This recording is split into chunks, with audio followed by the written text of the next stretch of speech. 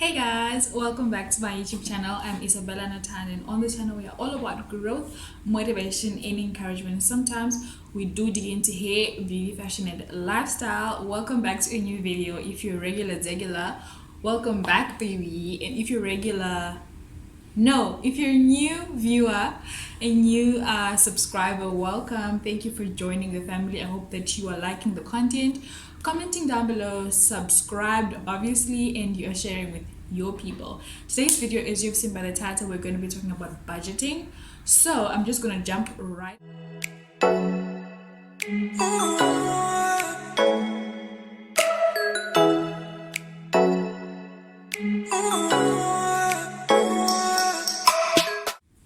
So I went online. I was like, I don't want to mislead people. I want to tell them exactly what budgeting is. So I wrote down what budgeting is, and it says here, it is the process of planning, preparing, and coordinating resources and expenses, tracking your money in and tracking your money out. So it's basically a planning and a tracking tool. So this is all about your money. How much money are you earning? What money is coming in? What money is coming out? So I just thought I would share with you guys a little bit about how to spend your money, because I have been having conversations with people, and basically in watching videos as well. I watch a lot of YouTube videos, and I just realized that a lot of us don't really know how to break down our money, do our budget, what goes where, what doesn't go where. So basically this is like a introductory video, one of the introductory videos to money management. And I thought, what better way to do that than to start with budgeting. The first step to just managing your money well is to have a budget. So that's what a budget is. It's just you tracking your money coming in and you tracking your money that is going out, and finding out how much you can save, how much you can use for giving and all of those things. If you're a Christian, tithing, of course. If you watch my channel, you have to be a Christian. Like, there's no other way, basically. So I have 5 tips here on how you can budget, but they're going to be basically personal, like how I do my budget. So I may not be counting like 1 2 3 4 5, but it's just like the process of how to actually get it done. So the first thing that you want to do is determine how much money you get paid.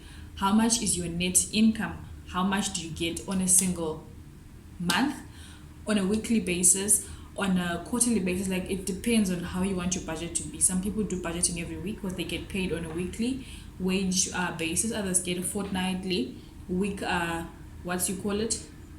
wage. Others get salaries. Every single month you get money. So you want to budget for every piece of income that comes in. You want to make sure you know how much by the end of the month, how much am I having in my bank account. So for most of us, that's your salary. So how much do you have? That's the first step.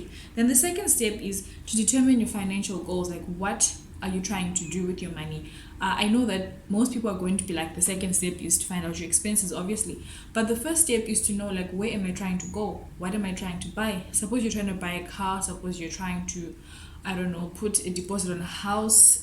I know that's ambitious, because but then we are old, guys. I'm 26. We are old. People are buying houses at the age of 22. So let's not even think that's ambitious. What are you trying to do with your money? Are you trying to, I don't know, upgrade your car? Are you trying to buy a new car? Are you trying to buy a second-hand car? Are you trying to buy a camera? For content creators, financial goals, some types of financial goals that you may have are, upgrading your cameras, or I don't know, equipment for creating content. So that's a financial goal. Going back to school, that's a financial goal, because it requires a large sum of money. So that's the second step in your budgeting. What are your financial goals? How much do you need to have, and by when? Then the third step after that is to determine how much you want to save for that financial goal. So suppose you want to go back to school. That's a reasonable goal. Or maybe you want to do a course. That course costs about 7,000 rand, or maybe $500. You get paid $300 every month. So you want to make sure, you want to know, how soon do I want to go back to do this course? Maybe you want to do it in the next 6 months. So you know that by the end of the year, in December, I should be having $500 set aside for me to pay for this course, do it and finish it without having payment plans and everything. So you have 6 months to save $500 towards this financial goal of going back to school.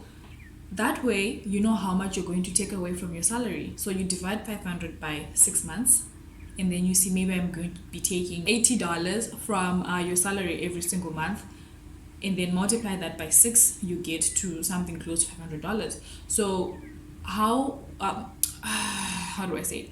Your financial goals determine how much money you're going to be saving per month. Does that make sense? It makes sense. And then the third thing you want to do, that's fourth thing that you want to do after you know how much you're going to be saving towards your financial goals, then you can determine your monthly, your daily, your weekly, depending on how often you get paid. What are your expenses against how often you get paid? That's what I wrote here. So now you know how much you're supposed to save. If you're a tither, how much you're tithing, you remove those things first. And then you put your daily expenses. So your budget has already begun. You've got your income at the top. Now your expenses are, the first expense is your savings for your financial goals. The second expense, I'm going to put a bit of a picture somewhere here so that you guys can see how I do it. Because your savings and your tithing, that's part of your expenses. So put it in the expenses, but then you start with the savings. You pay yourself first, and then you tithe, and then you start with the daily essentials. So your savings first, how much you're saving, depending on what your goal is, and then your tithe, depending on how much you get paid, or 10% is usually the best way to do it because that's what the Bible says. And then your daily expenses. Now, what are my monthly needs? You've got your rentals, you've got your water bill, you've got your electricity bill, you've got your data and airtime, you've got food, you've got fuel or transport, you've got clothing. It depends on what you do for a living. Some of us, you need to actually buy clothes for the season that you're in. But if you work from home, obviously you're going to buy more pajamas, you're going to be buying more loungewear kind of clothes, and you can reuse those for like 2-3 years and not have to purchase clothes every single quarter of the year. But if you're like a new corporate employee, you're going to be buying clothes a lot because you're trying to maintain a certain image and so then you put your entertainment in there. You put what else? Emergency savings, like in case something bad happens, do I have something? Medical aid, you want to put that in there. If you have a car, you want to put insurance in there. If you have a life insurance plan, life insurance in there. So you have all of those things and how much they cost. But then because you have your financial goal at the top and your tithing at the top, your spending is going to be dependent on how much you have left after you've taken off those two big monies that you really need, right? So the final thing is adjust your spending to fit the budget. Like I just said, you have all of those things. Now you adjust how much you spend on rentals depending on how much you've left, how much food you eat, what type of food you eat, how much data you use, how often you go on Instagram, because you can't be using a 10 gigabyte bundle every 3 days. You can't afford that. You want to stretch it to like 2 or 3 weeks so that you buy maybe once or twice data per month, right? So that's basically it. And then finally, you follow the budget. You make sure that what you said you're going to do, that's what you're going to do. Because if you don't follow the budget, then why the hell did we just do this? Why the heaven did we just do this? But yeah, that's basically how you budget, and you want to make it as realistic as possible, and you need to make sure that you know how much you earn. Some of us are entrepreneurs. You are selling products in and out on a daily basis. Have a book, have a record. How much money did I make? Don't just sell a dress for $25 and then you go buy food for $15 and then you put $10 on the side. You can't even put capital back into the business. You want to have like records of how much money you make, how much money you're spending, and what your money is actually doing for you. Because at the end of the day, we want our money to work for us, right? I hope that you liked this video. I hope it was informative and that it wasn't too long. Thank you so much for watching. I'll catch you guys on the next one. Do comment down below, what are your other tips for doing budgets? I mean, budgets are hard. to follow, to do. Very simple. To follow.